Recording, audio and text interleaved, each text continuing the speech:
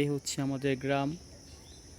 আর গ্রামের মধ্যে ছোট একটা চক আছে, সেখানে অনেক ফসল ফলানো হয়।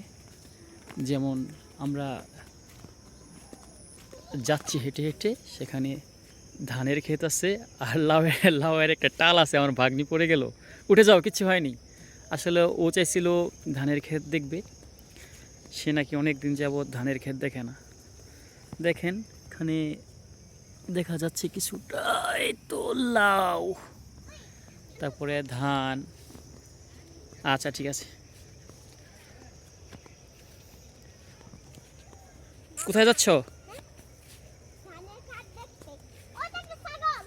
ছাগল দেখতে যাচ্ছ? যাও যাও।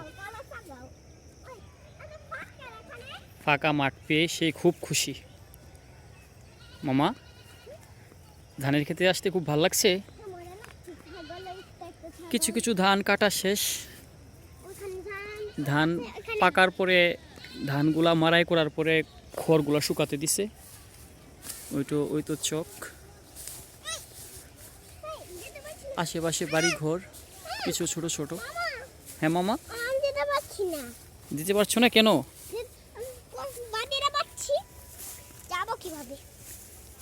না, এখানে হাঁটতে, এগুলো উপর দিয়ে হাঁটতে হবে। আসলে ও হাঁটতে পারছে না, পা রাখলে পাগুলা দেবে যাচ্ছে। কিচ্ছু হবে না, যাও হাঁটো হাঁটো।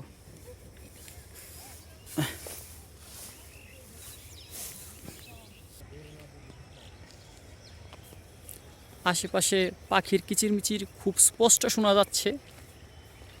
পরন্ত বিকেল, আর এই বিকেলে অনেক দিন পর আমার ভাগ্নিকে নিয়ে ধানের ক্ষেত দেখতে আসা। এটা কিন্তু আমাদের ক্ষেত, ধান ক্ষেত। হ্যাঁ মামা বলো, আমাদের ক্ষেতের ধানগুলো এখনো পাকে নাই। হ্যাঁ,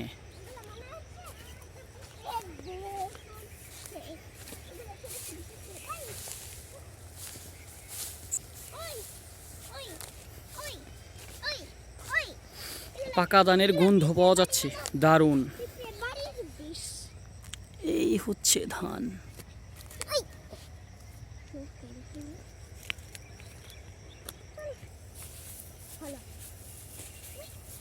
হাঁটতে পারছো না? আসো, এসে যাও।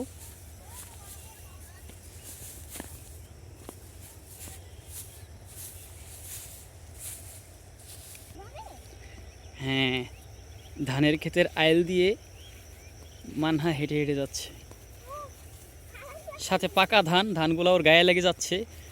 একটু পরে চুলকায় কিনা কে জানে।